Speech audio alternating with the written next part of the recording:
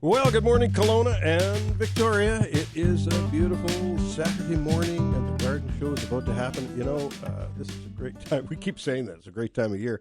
It is a wonderful time of year, and it's sunny today. It's going to be sunny. It was sunny yesterday. What a beautiful day yesterday. It was gorgeous yesterday. Everything was just a-hopping in the greenhouse, and I got out and did some work, and we'll talk about that. But first of all, let's do the tips and plants of the week. You betcha. Well, my tip of the week is, I say this every year at this time. However, it is a bit earlier than usual this year for Kelowna, not for Victoria. Be careful where you step in the garden beds as to not crush emerging plants. I was out in the garden yesterday, Ken, and I think I crushed a couple of plants. They're poking up. That's why we suggest putting little stepping stones through the garden. Exactly. And then you can stay away from the plants and not kill them. My plant of the week is, again, I'm going for a group of plants, and this time it's the Haworthias, the Haworthia group.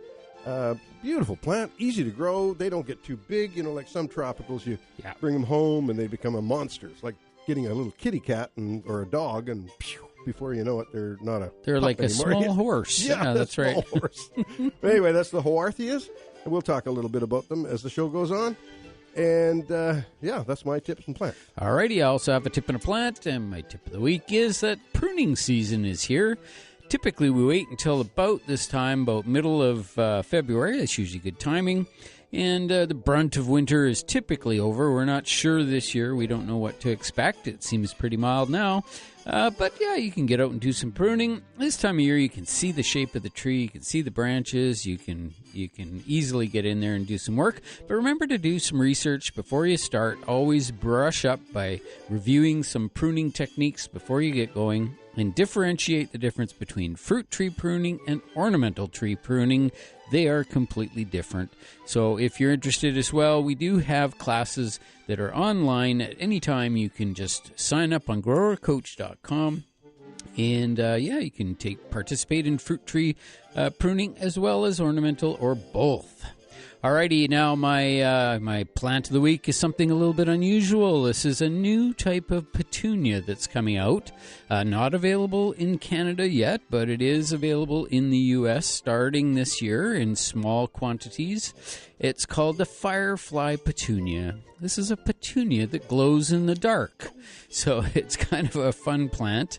Bioluminescence, that's what's happening there. These plants just automatically will glow all through the night. Radioactive. And they're quite bright, actually. And, very cool. I'm sure it'll be a popular thing that'll happen in the horticulture industry. So maybe next year, maybe 2025, we'll have the bioluminescence plants. Firefly petunias. We'll keep our eyes peeled. All right, that's my tips and plants for this week. Remember to check growercoach.com and growercoach on YouTube. I'm going to keep an eye over for that down in Seattle. Yes, if you can get bring one. Back and take cuttings. Oh, yeah. It's radioactive, though, right? I don't know about that. It glows in the dark. It's bacteria that cause that, Is right? that right? Yeah. Yeah. It's a type of, I don't know the actual function of the firefly, but it's amazing how they can glow in the dark. Yeah. Maybe it's the same kind of. I think it came originally from fungus. Because there's lots of, not lots, but there's quite a few fungi that have this bacteria that live within them that cause them to glow and to be have that bioluminescence, at night. And so, I'm sure that's where they got it from. And then I'm not sure how the process went, but they've been working on it for a couple of years, and they have, I think, 50,000 cuttings coming into the U.S. for 2024. Not sure when that will be. But just something different, something fun. Science and nature is wonderful. Yeah, science. Yeah, there we go. 250-862-2525. The phone lines are open. 1-888-780-4273. Ken and I welcome your calls. We always love to hear from you because that's what makes the show fly. However, we can talk for hours, so we'll do that too. But we love to hear from you. Mm-hmm. Look, it's warming up again, although it was a little chilly last night. It was minus 1.2 in Kelowna, although on the Weather Network it says it was a little colder. Minus so four, minus whatever, like that. Minus 3, 4. In Lake Country, -2 on the drive-in. Okay. This morning. Yeah. Okay. And mine, I was minus 1.2 in the backyard this morning. Yep. And it's 18.5 in the greenhouse, and it's 5 in Victoria. Highs of 6 in Kelowna and 6 in Victoria are predicted for today. Yeah, those temperatures in Victoria are absolutely perfect for these cold-loving vegetables like spinach and peas and kale and just Swiss chard. There's just tons of things that love to grow in the cold. You want to push the start button if you're in Kelowna or in Victoria. Yeah, that brassicas, all the brassicas are pretty good in the cold, and they don't mind to freeze a bit at night. So yeah, it's perfect conditions down there. Even though it freezes a little bit at night right now here. Right now, last night we had night before last we had our first little frost in several days, several weeks actually, and. Yeah, cold frame would be pretty handy. Well, the cold frame's very handy. As a matter of fact, I double up the use of my fig house into a cold frame. I make a bench in there and I can put stuff in. But it's really quite something the way things are coming up in the garden, and so it's an early start here. It's a little bit of an early start. So far, I'm kind of neat. I'm just hoping it doesn't hit us right at the end. Okay, we've got Ariel on the line. Good morning, Ariel. Good morning, Don. I sent you a picture of my hellebore from my phone on my text. Yeah, you did. Okay. And I'm wondering what you think about it. Well, what's your concerns? Well, it looks like it's pretty dead. All the blooms, all the blossom heads, look like they've disappeared. Oh, okay. Yeah. And it looks did you have it dead. covered? Was it covered? No. Remember I said to you that I didn't have any more mulch and the thing's so big? It might have got nailed, but it's not going to kill it. Oh, Yeah. It won't die. You may lose some blossom effect this year, but it's not going to kill the plant. And that foliage that's looking kind of ratty there, it can be just cut off because I cut all my foliage off my hellebore this morning, or not this morning, but this spring early. And it's coming on. The bloom is coming on. But you know what? Don Burnett got out there and covered his hellebore before that frost. Yeah, well. You were a good boy. I was bad. Well, I didn't do mine. I'm going to put a pile of it. I'm going to put a pile of mulch over in that corner when I'm mulching, and I'm going to say, okay, that's for the hellebore. Yeah. There well, you go. You want to make sure, in the Okanagan here, you got to make sure that you have your mulch thawed out. Because sometimes it'll freeze and not be frosty enough to worry about the hellebore, but then all of a sudden the bad stuff comes, like the 20 below, 25 below comes, and you go, I got to get some mulch on there. You go and take the mulch, and the shovel just won't go in. It bounces off, Clunk. Thank you for telling me that, because I had forgotten, and I'm going to write that down, and I'm going to put a bag and label it mulch for hellebore. Just keep it in mulch for the hellebore. Put it right on the front, by the front door. You betcha. I'll tell you, as I age more, I'll tell you, I forget more things. That's for sure. Oh, No kidding. Me too. Ariel, thanks for the call. And I hope you, let us know how that thing makes out. I think it's going to be fine. Okay. Awesome. Take care. Thanks, Ariel. Take care. Bye-bye. Bye-bye. Yeah, my hellebores, I was having a look at them yesterday, and I didn't do, they were covered with about maybe 10 inches of snow. But they still, some of them turned quite blackish, the foliage. So I think that those have frozen. But the buds, the flower buds that were pushing up, they're about 3 inches tall, and they were frozen solid yesterday. I mean, by 1 o'clock in the afternoon, I was out, and they were solid. And that bit of frost we had yesterday is not going to hurt. But that one we had 2 weeks ago. Yeah, that's right. And so that's what I'm. But there was some snow on them. But I'm thinking that previous years when I have had them freeze down before and they shot up like more blooms, because the 3 or 4 stems that are shooting up right now, that's not it. That's not all there is. There's more coming behind that haven't come through to fruition yet. So it's going to be interesting to see. And here us Colonians are talking about the hellebores having trouble. They're just going like crazy in Victoria. Oh, those hellebores. Give us a call from Victoria and just let us know how your hellebores are looking, because I imagine they're just gorgeous right now. Yeah, I love them. So next week I'll be down at the show in Seattle. Yep. I will call in, Ken. Looking forward to that. We've got a nice Got about 38 people on the bus, which is kind of nice. And, Perfect. We'll have some fun with that. And looking forward to seeing Brian Minter.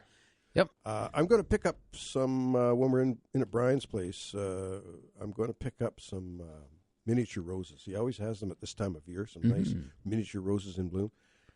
My miniature rose garden, Donna and I've enjoyed it very, very much over the years, but there's some of them that are kind of going a little bit backwards. They just, maybe I wasn't feeding enough or something, but they're not looking that good. And they're reasonable in price to buy, and nothing gives you more pleasure than those darn miniature roses. They just bloom all summer long.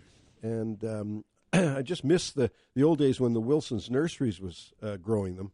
Wilson's Nurseries was growing them, and they were all named. Yeah. And I like those little names. The names are very good. We're going to take that short break, and we invite your calls when we come back with the Garden Show after this short break. Well, unfortunately, our Vancouver Canucks got whooped by Boston the other night. Was the night before last. That will happen. They just were laying back and not playing hockey. I don't know what they were doing, but they weren't playing hockey. And now that I'm a hockey fanatic, it's disappointing. It's disappointing that they did that because, it was Boston they wanted to show that they. But you know what? If they end up with Boston in the Stanley Cup playoffs, which could happen, this is a good practice for them. They were just fooling Boston. They were trying to you tickle let them win. You they let were them letting win. them win. Yeah, and then when it really counts, when it really counts, they just crank it up and knock them out. Yeah, that's right. You just that's the way. It's a psychological game. Well, we'll see what happens at 10 o'clock this morning. Yeah. Oh, they'll be fine. They're a great team, and they're doing good and having fun, And then they need something to wake them up every 6 games. They got to lose one. I wonder how many gardeners are in the Canucks. I mean, actual gardeners. I would say 0 to 1, maybe. Hockey players No, their can't wives. Garden? No, they can't. They're too busy working out and staying in shape. They don't get any breaks. I was pruning my grapes and kiwis yesterday, and I'll tell you, my arms feel it. Yeah, it's not until they retire. See, as soon as they retire, which then they're like really old, like 39, 40. Well, then they go golfing. Yeah, and they go gardening. They start having gardens and vegetable patches and doing all that stuff, or not. Well, Ken, we've said this many times before. This is a garden show. We've been on the air since 1983. We do talk about other things other than gardening, which we will today as well, because we've got Heritage Week coming up. Yeah. But, however, gardening is good for the soul. There's no question about it. It's good for the soul. It's good for the mind, trying to remember all the different names of plants. And if you take it to that next level, which Ken and I love to do, and that is to start learning the proper names of the plants. And that's why I'm doing this genus thing where I'm bringing on a genus, not just a particular plant. I mean, in the Hoarthia family, in the Hoarthia genus, there's many, many species. And not only many, many species, but there's many cultivars and varieties in the species. So it just goes on and on and on. Now, there's some plants that only have like one species in the genus. One is, not quite one, but Amaryllis is one. The amaryllis, but also the Douglas fir, the pseudotsuga. There's variations. But there's really only one species of Pseudotsuga menzizii, and there's the coastal one, and then there's the interior one. Yeah, and there's some slight variations, and now they have through propagation and whatnot, artificial propagation, they have come up with weeping varieties and some assorted ones, but there's still the species is the same. Yeah. So some genus only have one or two. Not species. Like crassula. Oh my God. Or euphorbia. Euphorbia. Yeah. Wait till we get into ficus, and wait till we get into ficus. And I was thinking of one today. Sansevieria, which is now Dracaena, which just makes Dracaena enormous, huge family. Yeah, it's really quite interesting when you see all these families. Yeah, it's just with the advancement of science and then their ability to quickly identify the DNA, relationships between plants and that sort of thing. It's less expensive now and it's quick and easy. Well, relatively quick. So they're able to really identify things for sure, what is related and what's not related. And it's funny that they find almost as many things that are related as are always thought to have been related, but are not at all related. That's right. And so there's a bunch of those as well, like the cordyline that were always called dracaenas, but now they're not dracaenas anymore. Yeah. Dieffenbachia. Yeah. A few species. Anyway, it's really quite interesting. I know that that when I was at the Royal Botanic Gardens in Edinburgh, their claim to fame was they had 2.5% of the world's species in those gardens. 2.5% of the world's species. And I thought, well, that's not very many. Oh, yeah. That's a lot. That's a lot. That's a huge amount to have in one area. 2.5% of the world's species of plants. Yeah. Do you know there's still... I was doing a little bit of research the other day, and they were saying they're still finding 2,500 new species of plants every year. Yeah. That's insane. Wow. Yeah. Every year. And that's why they're in a rush, because it's not good being a forest these days. So they're trying to find as many as they can to find out, all these unusual chemical combinations that they're finding in these plants. It's very cool. So, yeah, let's hope they get as many as they can get. Ken, I'm really excited about my grapes and kiwis. As you know, last year I changed my whole format where they're not climbing along laterally. They're coming up over as a canopy. Yep. And I trained them through the summer as much as I could. I realize now that they're all dormant and really hard to move around. The time to really train grapes and kiwis into those beautiful forms that you can do is in the summer when all that cane, that new growth is soft. Yeah. And you can move it around and twist it and put it through wires and then as it grows, it kind of hardens, stiffens right in that position. Yeah, what I'm trying to do is get the structure, the scaffolding right up over top, so that I prune back to that every year. I don't wait for it to grow up there; it's there already. Right. And then because it's fascinating, and I want to take a picture of the Campsis plant at my buddy Carl's place. Carl, good friend, has a Campsis planted against his wall on the east side of the house. Trumpet vine, yes. Yeah. And on a wall on the east side of the house, and it is stuck to the wall. And he prunes it right back. I got to take a picture of it and show it to you, Ken, because it's fascinating what he's done there. And it blooms its head off in August like crazy. Yep. They bloom on new growth. So well, that's the whole thing. If it blooms in August, it's got to be on new growth. Yeah. Yeah.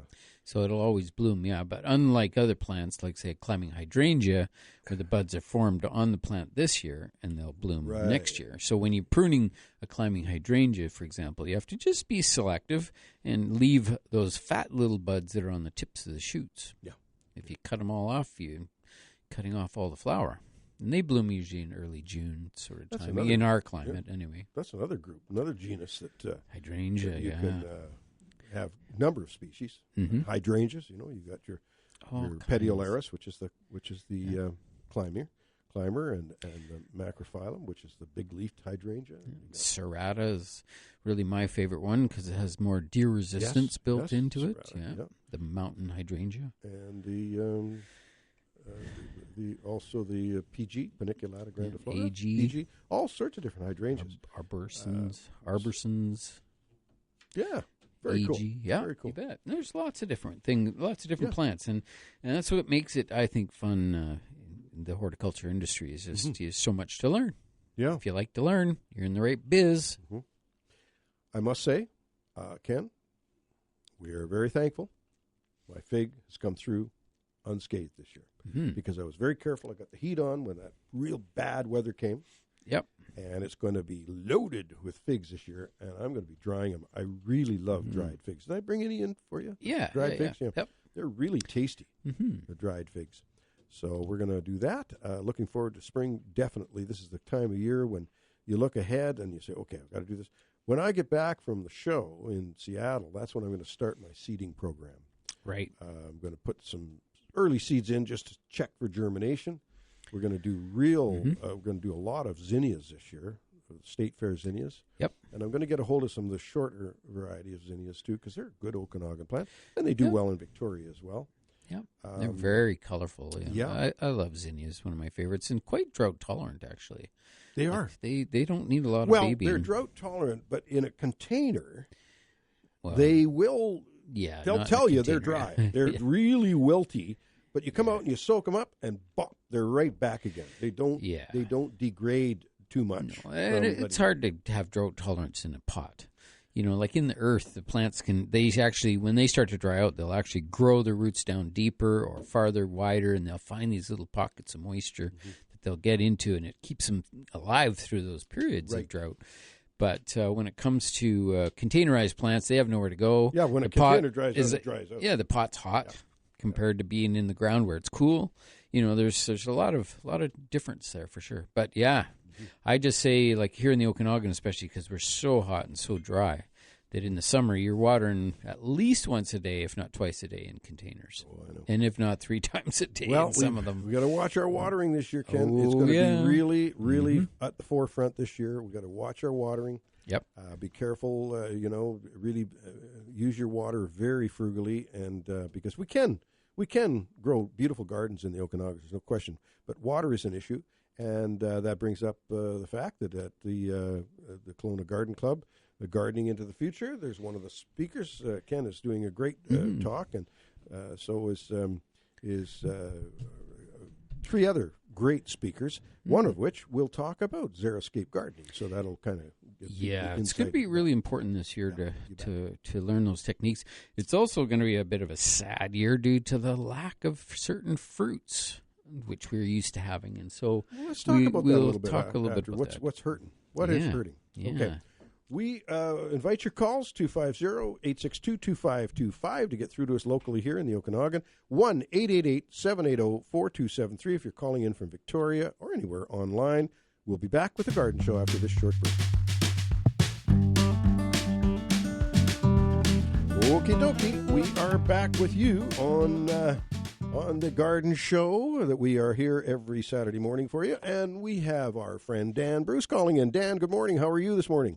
Oh, I'm really well. Yeah, it was a beautiful day yesterday. Were you out in the garden at all? Well, I was out thinking it was actually a perfect day to have some burning. Get rid of some of the brush piles that have accumulated around here, but no chance. Nope. The burning thing they're starting to reduce that whole burning thing. Yeah. Yeah. Well, it's harder harder in to Elaine Cameron's diary, it's quite fascinating because at this time of year in her diary, about every third day they have a bonfire. Yes, well, it's the business of reducing fuel. But I don't want to get onto that. No, we don't want to get onto that. Dan, what have you got up your sleeve today to chat? In 1629. Okay, that's a while back, yeah. It's before my time. Before my time as well, Dan. In India. Okay.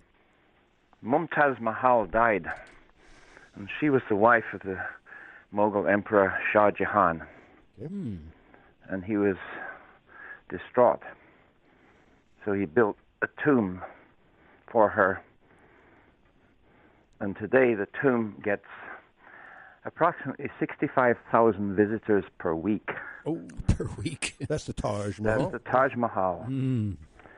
But it's now, of course, a World Heritage Site. It's one of the greatest bits of architecture anywhere on Earth. But in the mid-1990s, the Smithsonian Institution, the U.S. National Museum, and the Archaeological Survey of India got busy doing some work around there, and they brought to the attention of the public what is called the Matab Bagh, which is the Moonlight Garden. And it's on the other side of the Yamuna River that flows right by the Taj. And the idea was that it was laid out as a pleasure garden to be viewed and enjoyed at night in the moonlight. So the pathways were white sand, raised pathways of white sand. The plants were night blooming or pleasantly scented. And in the center of this garden was an octagonal pool. And the purpose of the whole thing was, of course, to tour around in the garden, and you got a view of the Taj Mahal itself reflected in the Yamuna River and in the central pool of the garden. Very nice. I think I've seen pictures of that. Well, I'm not sure because very early on, I mean, even during the Mughal Empire, the garden got flooded, repeatedly flooded, and essentially they gave it up because they just couldn't keep the Yamuna River out of it. So it got buried under many feet of silt. And it was just in the, as I said, in the mid-90s that the Indian Archaeology Division really began to excavate it and investigate it. So today it's kind of sort of visible, but really only the outline of the thing is there.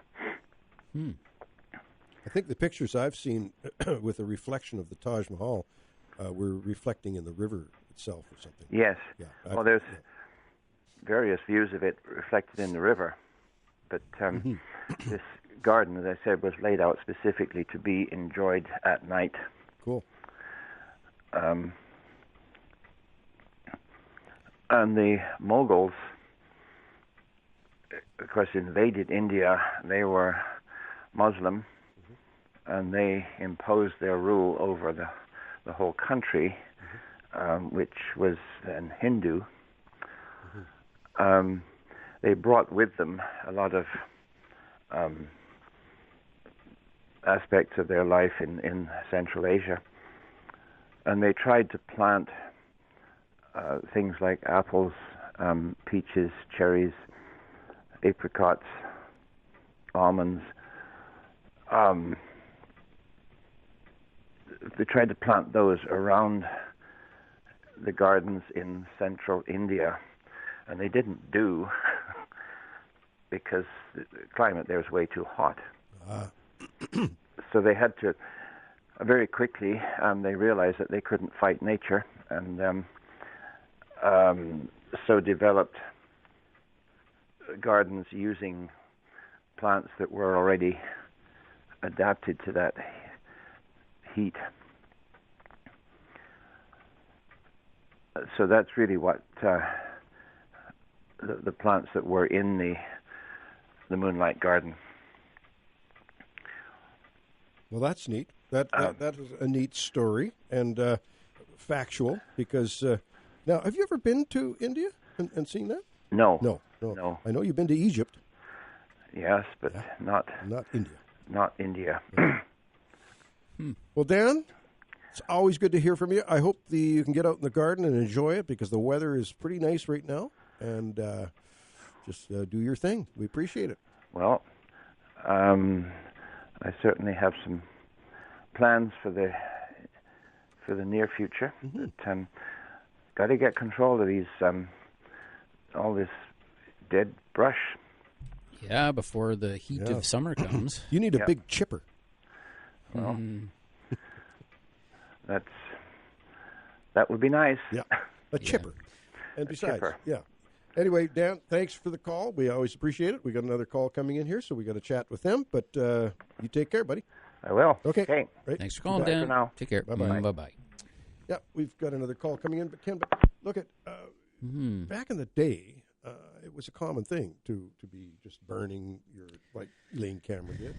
Yeah. We used to do that. We used to have a fire in the back of our yard there at the nursery. All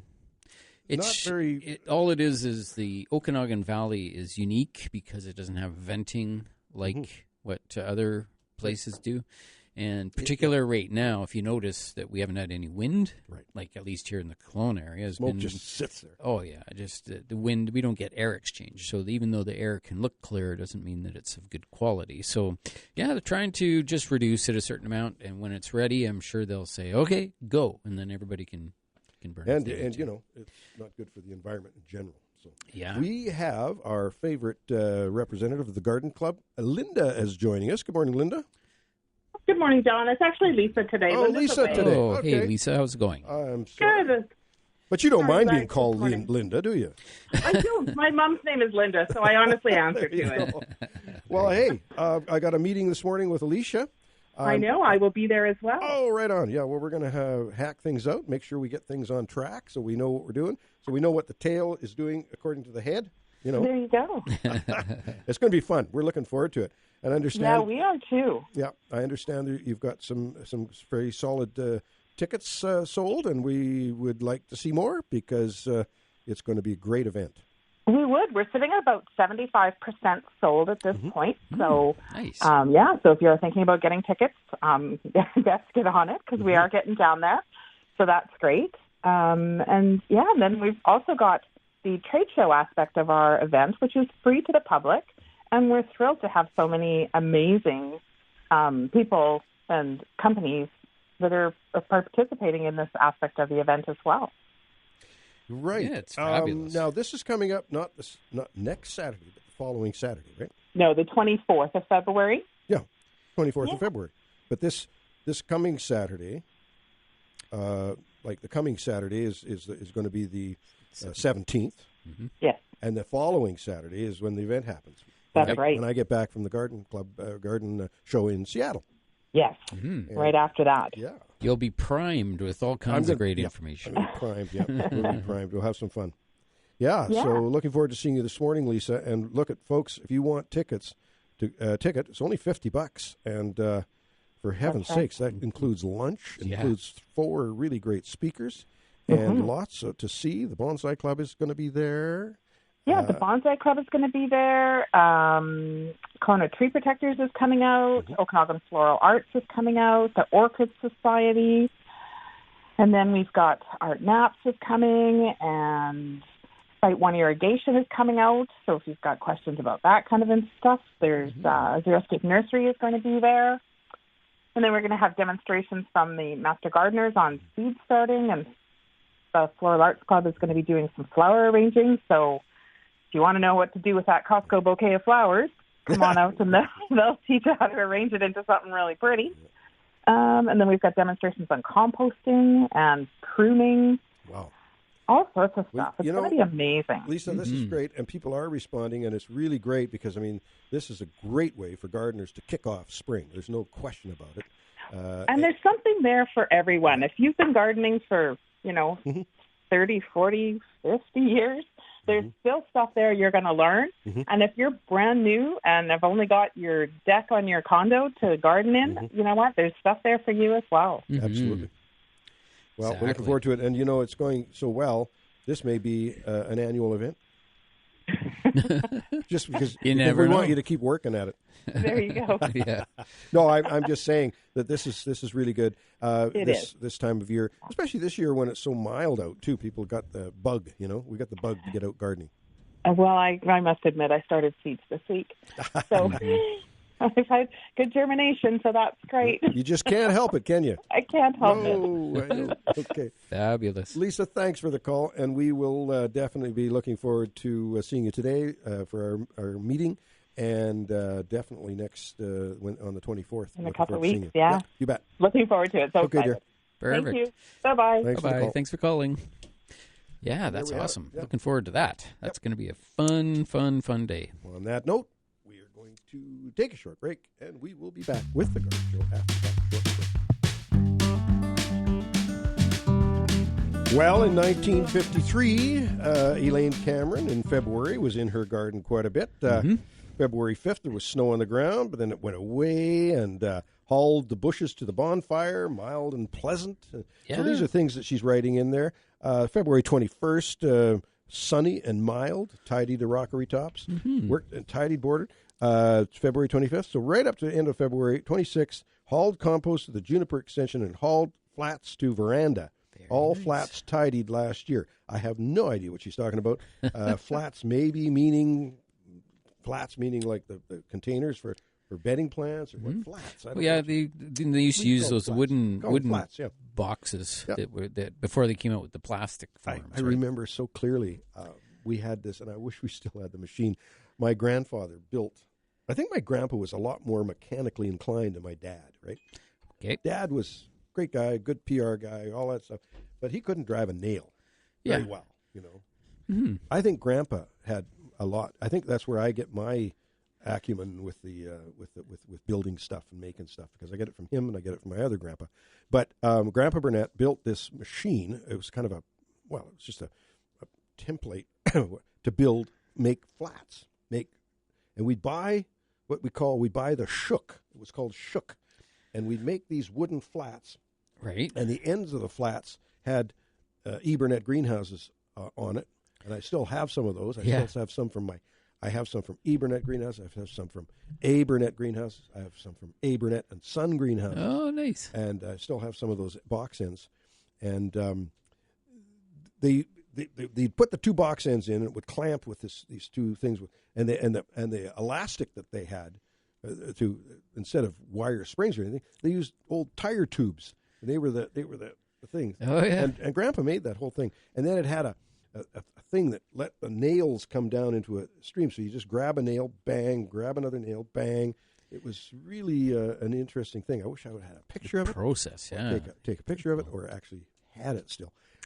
But then, I keep stuff, Ken, and Donna says to me, why are you keeping that? Take a picture. You're good.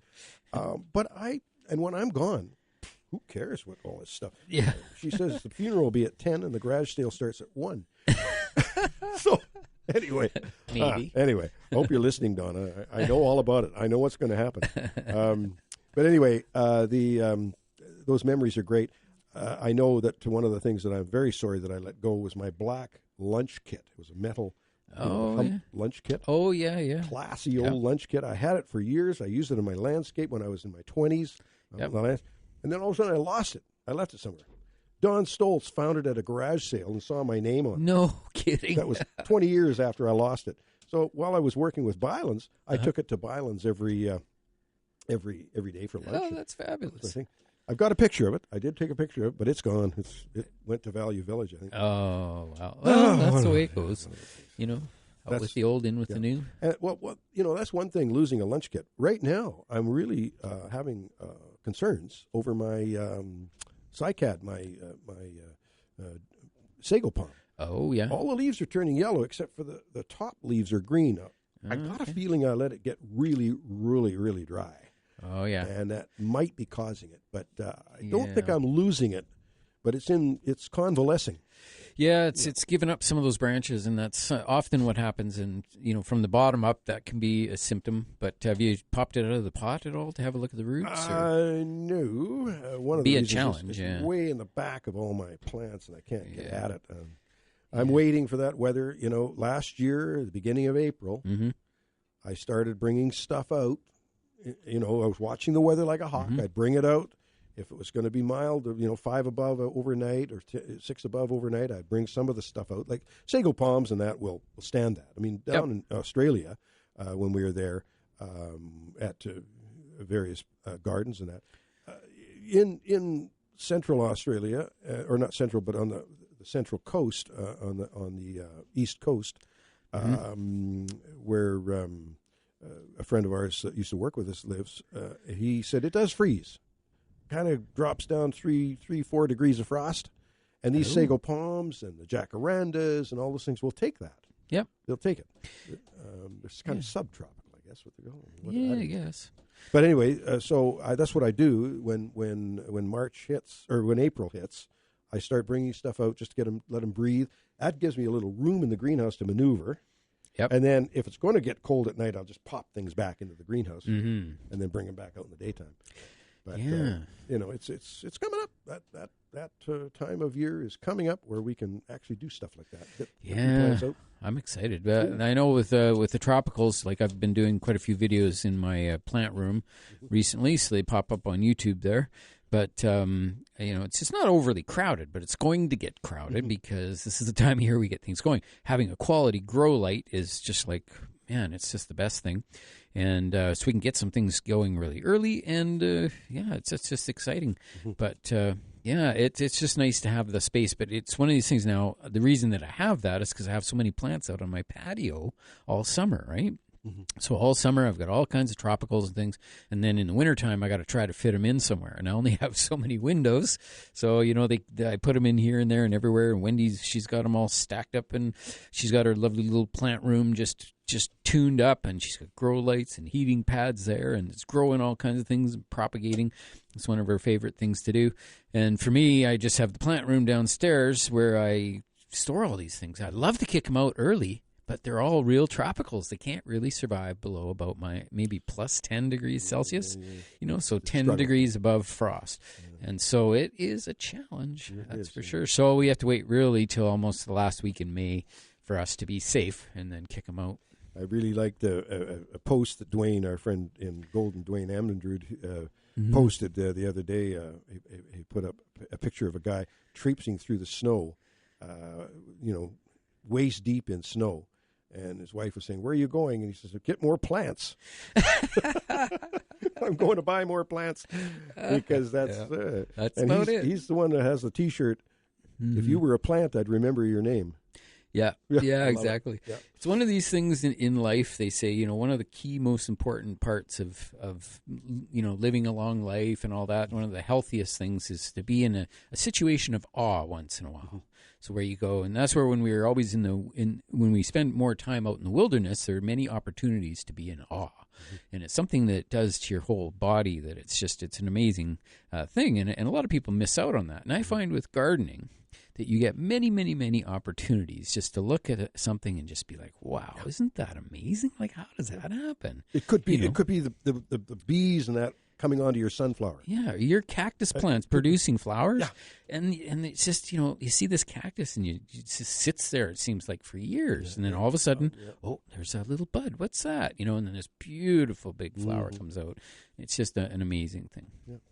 Well, I even find just staring at a cluster of ants doing their thing, and we figured out what they were doing. These ants, they got confused. They had ants have the trails, right? Yep. Well, somebody messed up and created some kind of a odor or something in one area, and the ants got all confused and stayed right there in this cluster. Started going in circles. And they're so I mean, all of that is so fascinating, and that's why people have discovered stuff and worked on stuff over the years. Yeah, that really have advanced our knowledge and whatnot. It was very, very cool. Yeah, I think we all need to be in awe more often. We're going to talk about, when we come back, we're going to talk a little bit about the garden tour coming up, which is exciting. There's another opportunity. Both the Lake Country and the Kelowna Garden Tour are in. Last year, the Kelowna Garden Tour wasn't on, but this year it is, and we're excited about that. And, of course, we'll still talk about the fact that anybody out there interested in gardening in Kelowna should take part in that Gardening into the Future event coming up on the 24th of February, coming up very quickly here. Yeah, exactly. Yeah. Well, it's very cool and really excited about spring and looking forward to the event at the Garden Club and also CD Sundays coming up as well. But we're going to just take a short break here. We're halfway point through the show, so we really appreciate everybody tuning in today. Yep. And stay tuned for another full hour of gardening. So that's it for now. See you in a few minutes. We'll be back with the Garden Show right after these few messages. That is correct. That is how you get in touch with us. We can help you either on the air here, which we love to do. We love to talk to you. Or Ken or I, and maybe the two of us sometime. We might even go out on a call, eh? It's been known to happen, yeah. And does a lot of consulting in the Okanagan here, and as do I. And it's always fun to walk through someone's garden, do a walkabout. We call them walkabouts, and checking things out, giving you some ideas. If you're new in town, there's a good thing to do is to give us a call, and we can come by and help you out with your plant ID and what to do with your plants. Sometimes when you move into a new home, you kind of go out there and you're overwhelmed with it, especially at this time of year. I always tell people, Ken, I don't know how you approach it, but I always tell people, spend some time in your yard before you start maybe some major moves, unless there's something so evident that has to be changed. Yep. But, you want to see what comes up, because first thing in the spring is not telling you what's going to happen in the summer. No, exactly. And you started the show off talking about, being careful where you walk and careful where you step because of all the perennials and things that can be shooting up, because you can do quite a bit of damage. And if you do have a new property, you're not sure what's going on underground, then you best just stay right out of the gardens, until things really get rolling. And like you say, some things really don't even get going until June a lot of times. So, yeah, very important to wait a little bit. Understand what's going on. And, check out your local garden centers and see what plants do well here. You may come from an area, like, for instance, if you move to Victoria, you've got a whole palette of stuff that if you move from, say you move from Saskatoon to Victoria, well, my goodness, even if you move from the Okanagan to Victoria, you've got a whole new palette of stuff to work with. Yeah, all the broadleaf evergreens, like we have a few broadleaf evergreens, but nothing like they do in Victoria. Absolutely. It's fabulous. And it's like you say, it's the palette. It's the palette of I always think of that when I'm landscaping or designing. I'm thinking that, the plants are the colors on the palette. And the more, always the first thing I do when I first start designing anything is I put together my colors first by selecting plants that are either drought tolerant or deer resistant or tall, slender, whatever the parameters are that I need. Put that together first, then start looking at where am I going to use these plants, because I know that these are all excellent options. So that's my technique, and I find that it does seem to work quite well. And like Brian Mitter says, always have a garden bench, somewhere to sit and enjoy the garden. I think you've got several. I got lots of garden benches. Yeah. We're pretty blessed to have. We have quite a small yard, actually. It's just that it's completely, every inch of it is used for something, and so it's kind of fun that way. And but every year, new little spaces open up that need something. So, and in a way, when you have every inch taken up, it's less maintenance than if you have. And you got to relax, too. Like, just relax. Messy gardens are awesome. Just let it go. Don't be so picky. Yeah, that's right. When I was doing the, up at Gallagher's, the subdivision, I was doing the landscape. I was the landscape guy, the go-to guy to make sure that the properties were following proper protocol and whatnot. And one of the things I said to some of the landscapers there, because there were some areas in those yards that were untouched. They were natural areas. Yep.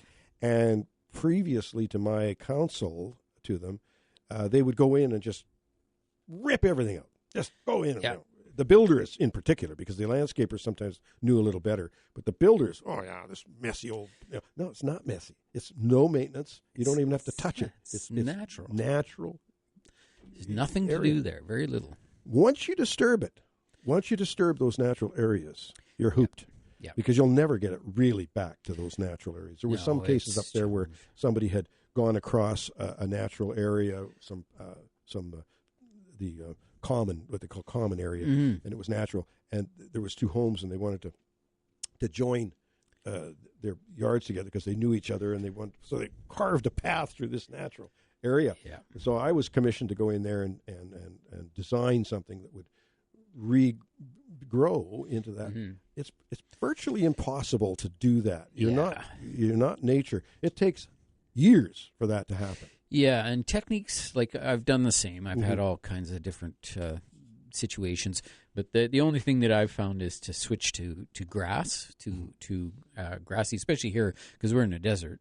So there's only certain things that are going to live to begin with.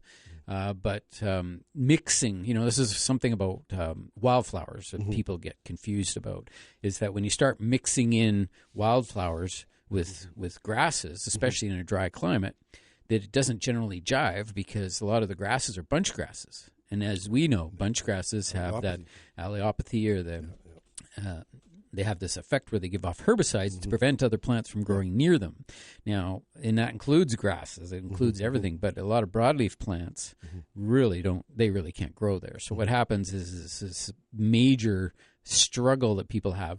And the only way you can overcome it is by watering and watering and watering and watering to dilute those chemicals, just like you do in your lawn. I mean, if you didn't water your lawn, it would all turn to bunch grasses, right? But if you water it, it dilutes all those allelochemicals, and it grows as a solid lawn. That's one of the symptoms I know when I go to people's properties and they'll see, I look at their lawn, it's like, oh my God, what's wrong with my lawn? And it's like all little bunch grasses. And I go, well, it's too dry. Not only that, but the sprinkler's not working. It's important to recognize too that once land is disturbed, that's when the pigweed and everything else comes in. Yep. I mean, I noticed that when I was up at Gallagher's doing all that work up there, once a chunk of land was disturbed from the natural, knapweed, that's when all the extra, because when it wasn't disturbed, whether it was allelochemicals going on or something, the weeds just did not establish there. It's the same within lawns. Compaction will cause weeds to come in, and your grass doesn't do well. So overseeding and aeration and that in a lawn helps you get a lawn where you don't have to water as much. Keep it vigorous. Keeps things in order. And this thing with allelochemicals, which happens everywhere. I mean, you just look at the hillsides here in the Okanagan; they're covered with bunch grasses. So you know, like nobody's going out there planting them all at 5 feet apart. Like that's just nature. But the interesting thing is, if you rip through there on a motorcycle, and you just go ripping through, and the motorcycle, the tires are ripping up the surface of the soil. Well, everywhere that tire goes, there'll be weeds growing. Now, the weeds, why are they growing? Is usually they're invasive species. They're not always native plants that grow back. Right. And so what happens is, like knapweed is a good example. And wherever you disturb the ground, knapweed comes back. And guess what? It's immune to those allelochemicals. It's one of the few plants, like tumbleweeds, the same thing, right? Those weedy plants are immune to those chemicals that the bunch grasses, have built up in the soils over a long period of time. And don't get me going on all-terrain vehicles and motorcycles up in the hills. I mean, I know it's so much fun, rip-roaring through tearing up the ground, tearing up and going driving through the swamps and that. Lindsay, my daughter, and I used to go up quite a bit and do some camping up Apostle Lake area and that. Yeah. And we'd see, first, here she is in the ponds looking for tadpoles and doing her thing, and all of a sudden, guy comes flying through, just ripping through that pond.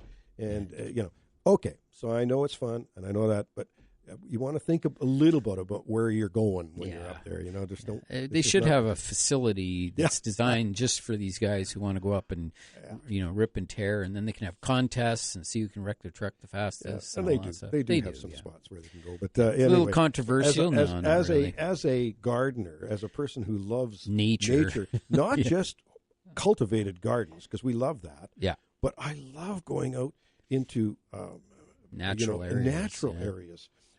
Going to the area on the island where they preserved the large Douglas firs and cedar trees, arborvitaes, is just incredible. I forget what they call it near Victoria.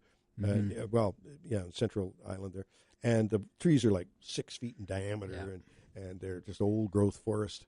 I mean, that is a wonderful thing to go through there and see. There's what's going vibe on. there. There's that feeling, the awe that you need. Humans need that, and that is one of the things they talk about forest bathing. And that's where if you ever go there, you'll know it right away as soon as you walk in. Same with mushrooms and moss. I'm a big fan of mushrooms and moss. Me too. We get people talking, we want to get rid of the mushrooms, we want to get rid of the moss. Well, it's kind of nice, actually. It's easy to maintain.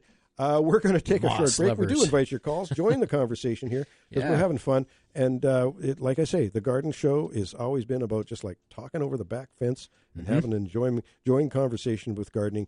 And season is approaching very quickly. Give us a shout, 250-862-2525 locally here, 1-888-780-4273 if you're calling in from Victoria or anywhere online. We'll be back with the garden show after this short break. Well, if you look at the weather network here, it's going to be remaining pretty darn mild here in Kelowna and Victoria, of course. But, for February in Kelowna, looking at the next 14 days, it's 5 above, 1 above. I see something going down here.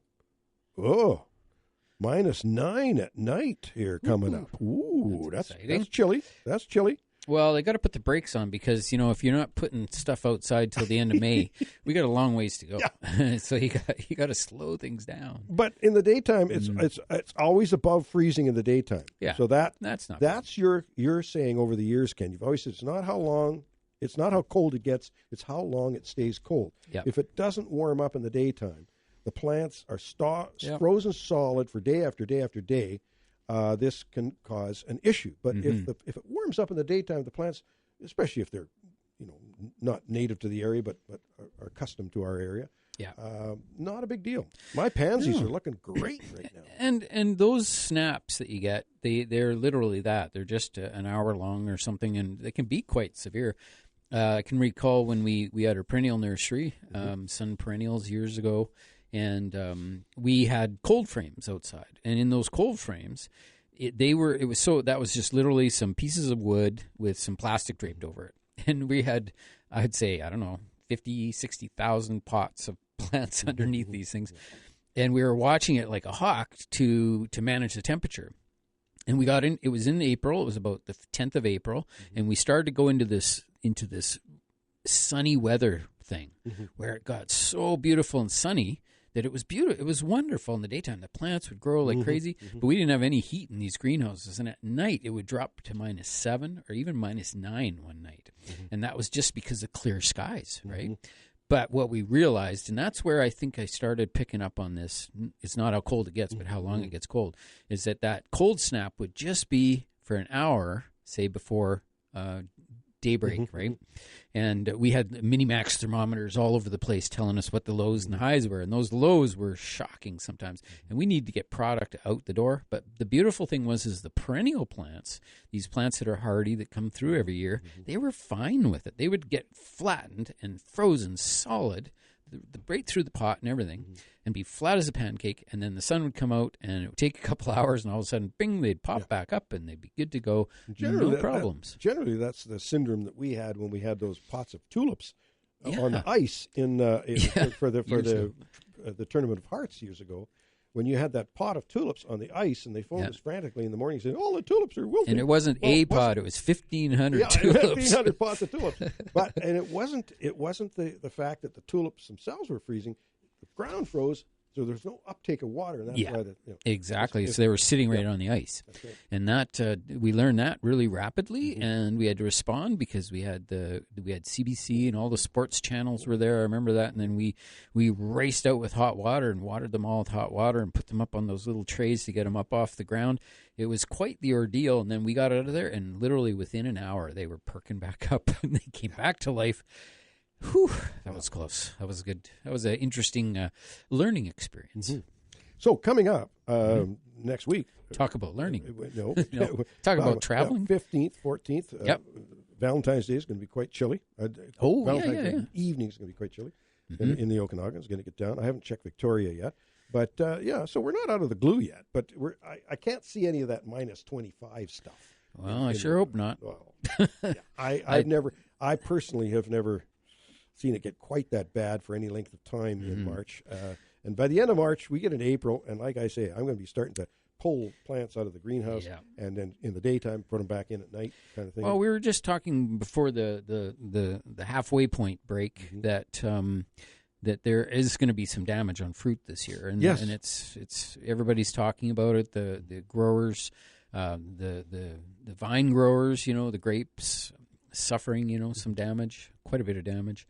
Cherries, quite a bit of damage. All the soft fruits. And so this is one of these things that the weather conditions before it gets cold, like if it would just sort of advance at, say, 4 degrees or 3 degrees every night, get 3 degrees colder over a period of, say, 2 weeks, and then eventually get to -30, and then, then gradually come out of that, that would be the perfect case scenario where things would likely survive.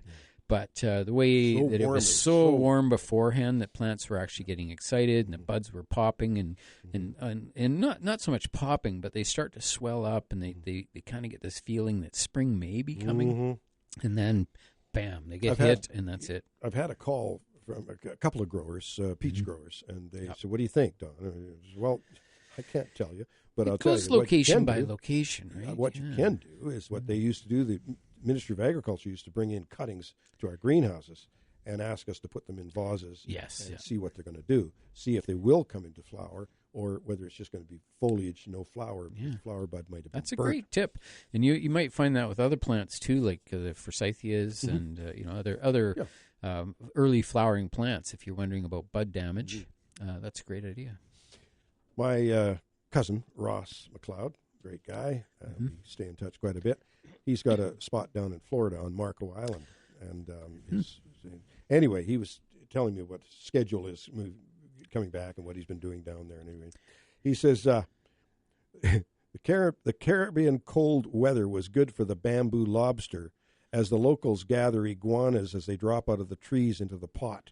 Yum. Now, I don't know what he meant by that. I've got a call back to him and said, what the heck? When it gets iguanas? cold, Yum? Iguanas? I don't know. They fall out of the trees when they get cold. But do you eat iguanas? Oh, you can eat anything pretty much. I don't know. Except for poisonous mushrooms, but I can't think of it. But knowing Ross, he'd probably try them. I've done it. I've done alligator. It's probably very similar. Similar, I'd imagine. Yeah. Yeah. But, it is interesting. Yeah, that's what I remember watching a documentary on that about how the iguanas, because they love to get up into the trees and they hang out up in the trees, and then when they're cold-blooded, when it gets cold, they just lose the ability to move, and then they just fall out of the trees. Dropping into the pot. Into the Ross, pot. That's really nice. Yum yum. Okay, well we won't be saying anything more about that. Bamboo. I did look up bamboo lobsters, and it's a species of lobster. Oh, okay. Nothing to do with iguanas, so I don't know how he's got that, mixed up or what. I'm not sure. Anybody know anything about that? Might you can be give us seasonal. a call and fill us in and tell us what's going on. As I said last week, my peas are germinating, which is exciting for this time of year. They're going to get set back a little bit, but they'll outside. Take this. Yeah. Yeah. So like they're in the garden. No, they're in containers. They're big. I put them in my potato containers. I'm not growing potatoes this year, so I put peas in there. I was going to say that's where you use those little snow tents, over top of the plants that are shooting up. That's where they work best. If you want to get something going early and it starts shooting up, you put those little tents on them. And, they make all kinds. They make tunnels, and you just buy the package and you just expand it like an accordion, and it opens up and you push them into the ground. Gives you enough protection to get through quite a few degrees of frost, actually. So, we used to sell something, Ken, and use ourselves, something called Hot Cap. Yeah. And it was like a little round. In fact, as kids, we used to put them on our heads and wear them like cats. Yeah, of course. But they were just a kind of a paperish, clear, translucent thing that you put over your young plant that's in the ground. It had to be a very small and you had to plant. bury around the perimeter, right? And then you bury soil around the perimeter. Remember those what are those ones you'd fill with water? The sleeve they were type. called. Yeah, they were called something. And they were from Victoria. Somebody in Victoria or Calgary, I should say. Somebody in Calgary made them, and they were the water tower. I think they were called water towers or something like that. And they were filled. They were actually a poly thing that had cavities around the outside of it, and it was about 2.5 feet tall, and it was about 18 inches wide. They came in different I think. sizes. Yeah, there was and two they sizes. and they were filled with water, and that water had a definitely a environmental effect on the plants and keeping the frost away from these tomatoes and things like that.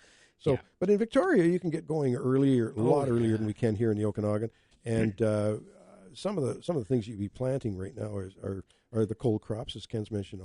And the garden centers are flying. I know that Joanne, that used to work with us at Violence, is in Victoria and living down the coast now, and she's been posting all sorts of things on Facebook as to what they're doing in the garden center. She works she works for one of the garden works down there. Yeah, fabulous. Yeah, that's cool. And they're going out to the wholesalers and buying things now. They're going to jump at it a little bit earlier. When we were with the Nurseryland group, we know they were always down the coast. They were always a little ahead of us. In Cranbrook, they were slightly behind us. Yeah, and this whole thing, like with just keep your crops sorted. Like the warm crops, even in Victoria, there's not a big rush because they still need the warm temperatures, and they have to have warm soil to plant them out. So they're still, for those warm crops, the 24th May long 24th weekend of May. for tomatoes and eggplants and all that kind of thing. And for us, it's the 24th or later sometimes. Like say basil, we generally don't put that out in the garden until we're into June, pretty much. Yeah.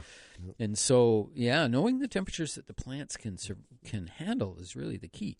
And so right now, you can grow things that like to freeze outside. And I mean, in the Victoria area, you're already even above that and beyond that, for those lovely crops. And a lot of, like I mentioned, the brassicas, a lot of the things, the broccolis and the collards, and there's just a ton of them. But even on the prairies, that 24th of May is quite a key date for a lot of different gardenings.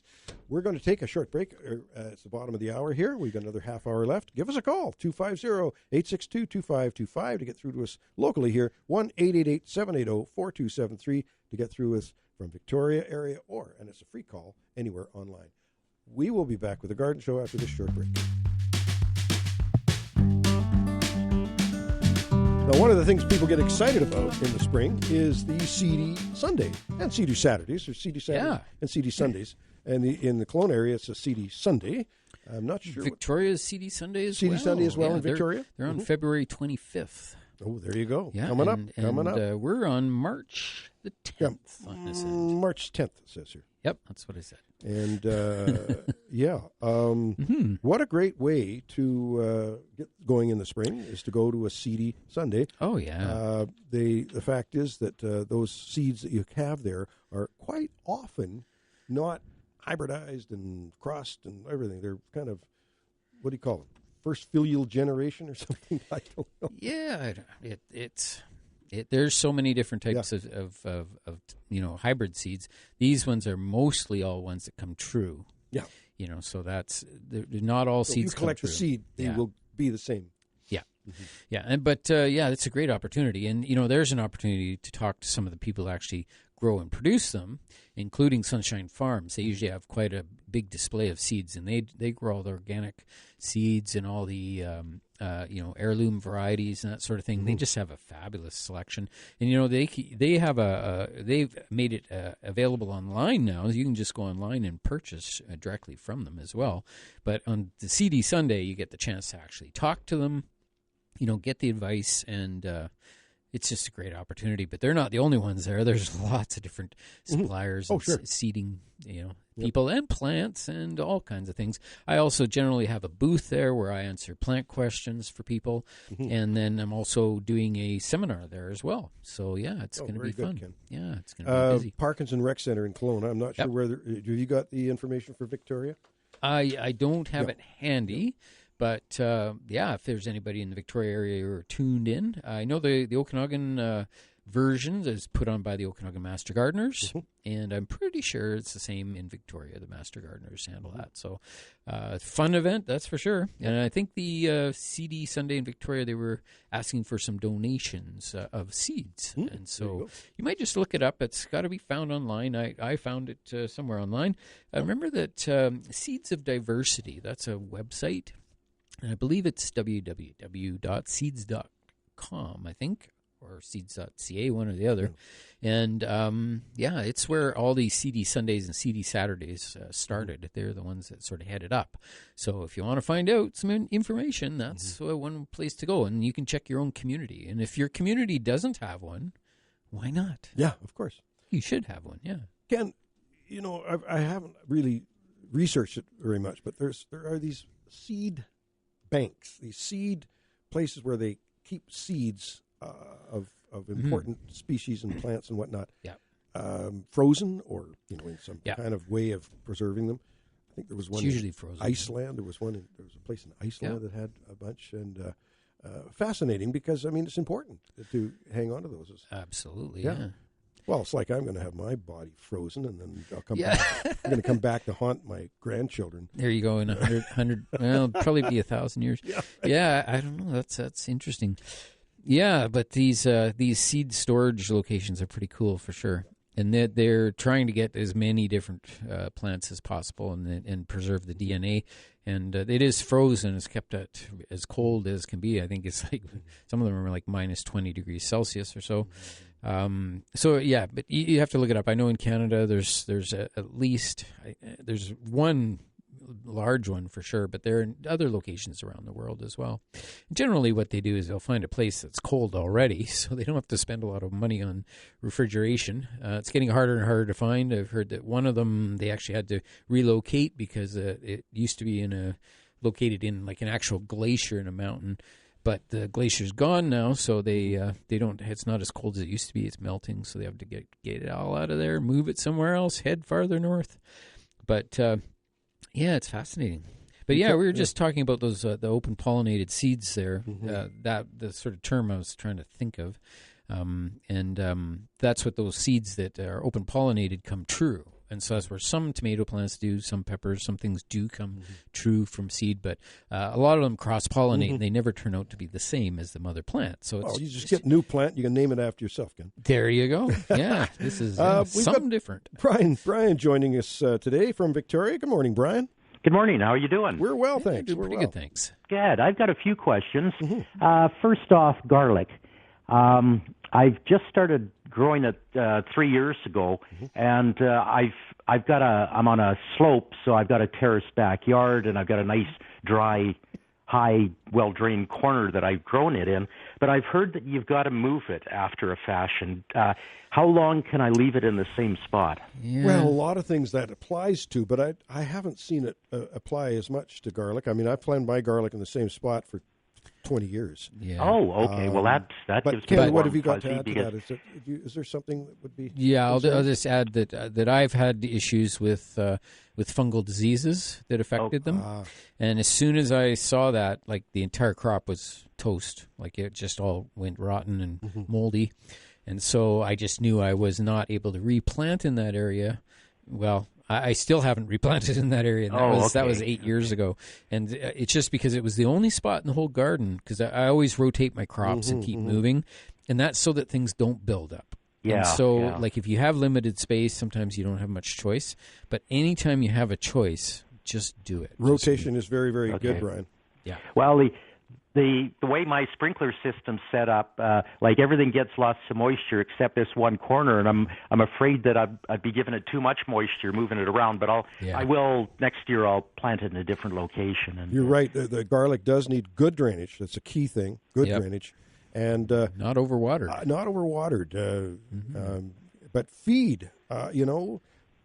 This year I've got a really good experiment because our great friend.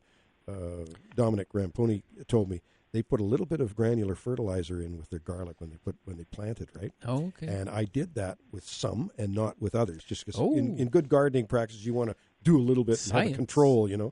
And so we'll see this year. But Brian, you have another question? I did. My mason bees. I think I've lost them this year.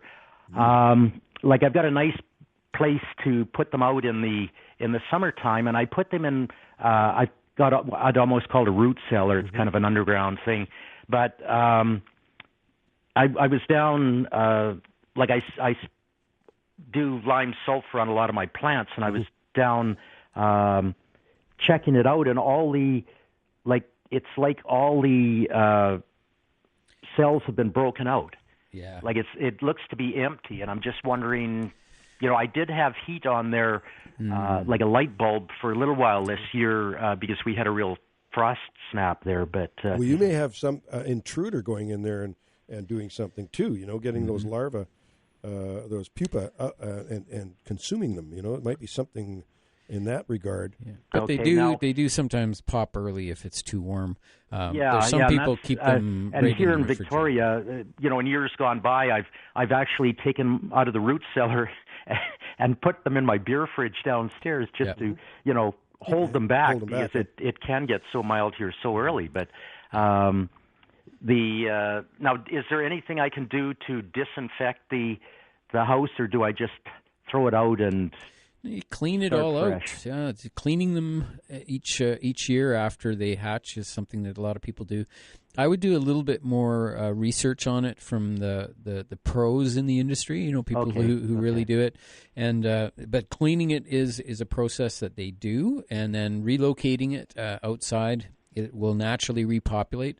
Like mine, I have some, and they just naturally populate every year. But I don't do anything to them in the wintertime. I just leave them outside to defend with the world out there. Oh, really? Yeah. They can take the frost up there? Oh, yeah. Like this year, minus 30. Well, our dear friend Pam has a great experience with her mason bees in the backyard, and I don't think she does anything. She just The only thing I heard was that they needed to be in a location that was facing east, like the holes needed to face east so that the morning sun would shine in, or it had something to do with warming them up early in the mornings. Yeah, I've got that built, but the problem with cleaning them out that I found in the past is that basically when they hatch, they're back in, repopulating the house. So there is no real downtime unless you actually try and dig out the cocoons and I've seen them do that too. But, some of them, some of the types of units that you get, they actually are split between each layer so that you can take them apart to make it easy. For cleaning, mine right? isn't. It's kind of a little bamboo tubes. Yeah, but, so you need some pipe cleaners or something. Okay. I'll give it a try and see what I can come up with. Yeah, maybe check a couple and see if you're finding anything alive in there. Because if you get started and you find, these are still alive, then you can hold off and let it go through the process. But but the mud seems to be broken out on all of them. So interesting. I'm thinking I've lost them, but anyway, we'll give it a try. Yep. All righty. Thanks a lot. Oh, hey, Brian, luck. thanks for the call. We appreciate it. Yep. Take care. Take care. Yep. Bye-bye. Yeah, I love those mason bees. Mason bees is not something that I've really got into. We have lots of callers, and like Pam in particular, that has a great experience with mason bees. But my little thing that I have in the backyard, you saw them. They're little blue things that look like mason bees, but they're smaller. Yeah, well, that group of bees are similar, and they're all related. And they often are either bright green, like mason bees are often green, or sometimes with a bit of blue. There's actually quite a huge group of them, so they can be different colors. Great pollinators. And some of them that look just like that actually eat the larvae of the mason bees. Nature. So, nature, it's always it's a cruel world. Yeah, point, counterpoint. Yeah, it's just whatever happens, there's an equal and opposite reaction, I guess. Yeah. Kent, we got to take our short break here. We do invite your calls, 250-862-2525. It's going to be a nice, bright, sunny day today, I think, in the Okanagan. 1-888-780-4273. Get through to us from Victoria or anywhere online. It's a free call. We'll be back with the Garden Show after this short break. Well, good old Facebook. We had a picture show up of Orchard Park area and the entire part of Kelowna, 1971, when Orchard Park Shopping Center first went in. And everybody said, oh, man, it'll never fly because it's too far out of town. But they said that same thing about Capri Shopping Center. Yeah, which Capri was just way outside of town. Oh, nobody's ever going to go there. It's too far away from downtown. Now it's like city center. Yeah, now it's Capri City Center, and so is Orchard Park, really, city center. I mean, when you look at the main pictures of how Kelowna has changed. And Victoria has done the same thing. Vancouver's done the same thing. Cities are growing. We live in the area of the world that is very attractive, and people want to move here, and that's just the way it is. My dad and his family moved here into Kelowna in 1922 when there was only about 5,000 or 6,000 people. Wow. And started their business in 1922. And and now that business, which was originally on 10 acres of land, when we sold it, it was on 3 acres of land. It is now a parking lot. Yeah. It's a parking lot. Funny. I'd like to get an aerial picture of it now compared to the aerial pictures we had of when we were in operation. Right. We had all the greenhouses going on and whatnot.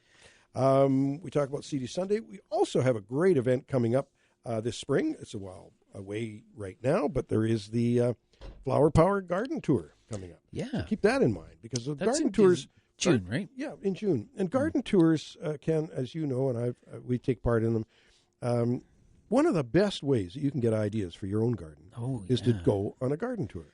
Yeah, and just to see these places, like people make them just so beautiful and immaculate, and and I feel for them whenever, because I'm always on a tour somewhere, and it just seems like, oh my God, they put so much work into it, and it's really that the opportunity to show it off in a way, and for people who don't have gardens, it's their opportunity to enjoy some of these places. They're just outstanding. Beautiful. The diversity of the different gardens.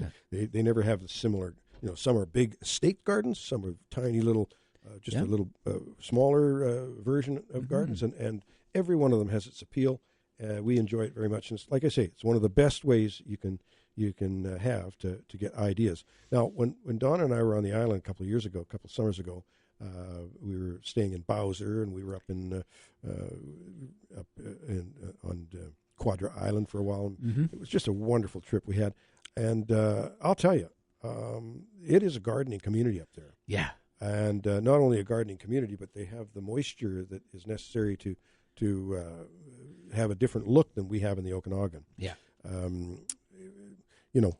In the Okanagan, we're trying our best not to pour the water because we're very, the water is a real commodity that's can be in trouble right now.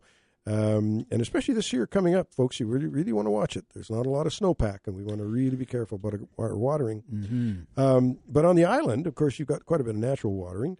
It does get dry. Yeah. But on the other hand, in general, you see things there that you don't see in the Okanagan. The lushness of things. It's quite different. Everything is different because of the soils have so much more. They're shallow, but they have a lot of organic matter in them, right? Because it's a lot of deciduous plant material, and just in semi-rainforest or rainforest conditions, I mean, things just grow. Yeah. In our situation here, silty, clay soils. Silty, it's sand, silt, and clay are the three mineral. It's the three parts of soil that are made of minerals, and here we have all of them, but not all together in one spot. We will get areas of silt, areas of sand, and areas of clay, but often not the three mixed together, which makes like more of a loamy soil once you get some organic matter mixed in. And so our soils here all have to be sort of artificially produced in a lot of cases. You have to amend them, or if you don't want to fight them, you got to join them, and that means picking the right plants for sure. Yeah, it's also the pH factor. Yeah, extreme alkalinity. Yeah, we're very alkaline here, and it's quite acidic down the coast. Now, Victoria is a little different than the actual coast. The Vancouver area and the Sunshine Coast area, and where they get more rainfall. They get not as much rain in Victoria. There's kind of a shadow or something. Or it depends on the way the wind blows. Apparently, if it comes from the south, it sort of misses Victoria. But if it comes from the north... Well, you know what it is. It's all the hot air in Victoria. Yeah, or the hot air down in the Seattle sort of, or Washington State. State. Hot air in our legislative assembly. Yeah, that too probably plays a role. Yeah. Anyway, it's great. Looking forward to a little trip to the island maybe this summer. We've got a new baby coming into the family in June, so we have to not have any plans for then, but we'll see this summer. It'd be nice to take a little road trip to Victoria, and maybe we'll even do the radio show from Victoria. We'll see what happens. Yeah, you betcha. Yep. And so don't forget the Garden Club event coming up is very important in Kelowna. If you want to take part in that, you want to go to Eventbrite and check on the Kelowna Garden Club event that's coming up. Gardening into the Future, 4 great speakers. I'll be there emceeing, and it's very exciting. First time they've done this. Yeah, it's 100th anniversary of the Garden Club. It's pretty exciting. It is exciting. It's going to be awesome. Yeah, and from there, we're going to, next week, I'm going to be down at the show. I'm going to phone in from the show in Seattle. Yeah. And we'll talk about that, so we can look forward to that. And Ken, you'll be here in the booth answering the calls. You betcha. betcha. We do look forward to your calls, folks, as we go into spring now. If you have gardening questions, this is the place to ask them because we can help you. We've got, Ken and I both have been...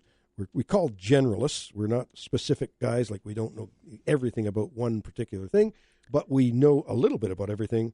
I've often said we know just about enough to be dangerous. Yeah. I hope I'm beyond that No, now. I know. I'm just kidding. That's an old saying. Yeah. But anyway, we're going to close her up pretty soon. We're going to start the tips, but we want to look forward to seeing you again next week and the following weeks through the spring. It's an exciting time of year coming up, and that's what we look forward to every year. We often say, well, it's my favorite time of the year in the fall. I think I'm in denial when I say that because this is my favorite time of year coming up. It's exciting. It's all about anticipation. Oh, you betcha. You betcha. And anybody from Victoria who knows of events and things going on, clubs, meetings, that sort of thing, give us a call and tell us that. as we go through into spring, because we want people to know what's going on in the gardening world. You betcha. It's it's really kind of the way to go, and we have one venue here to be able to do that for gardening, but not just gardening. In the Okanagan, in Kelowna here, we've been known over the years from the Garden Show to talk about other events, such as coming up Heritage Week. Yeah. And you'll be talking about that next week because you got all the detail. Heritage Week is coming up, and we hope someone from the Heritage Society will give us a call next week and talk about that event coming up. It's a great week to celebrate heritage and history, and every community has history, including ourselves, and of course Victoria has a real history. On that note, we're going to start the garden, the tips and plants of the week. You betcha. My tip of the week is be careful when you're out in the garden right now. I say this every year. Don't be crushing these little baby plants and shoots and sprouts that are coming up in the garden.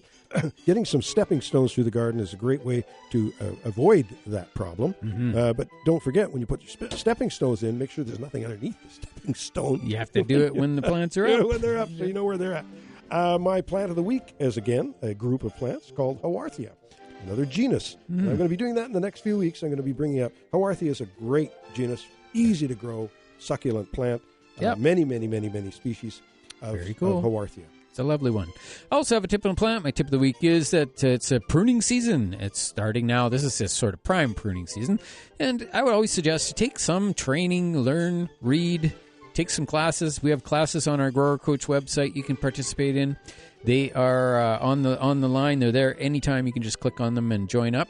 Also, my plant of the week this week is a plant called the Firefly Petunia, which is a new type of plant. It's not available in Canada till 2025, but it's available in the U.S. this year, 2024, and that is the Firefly Petunia, which glows in the dark. It has bioluminescence. What a cool thing.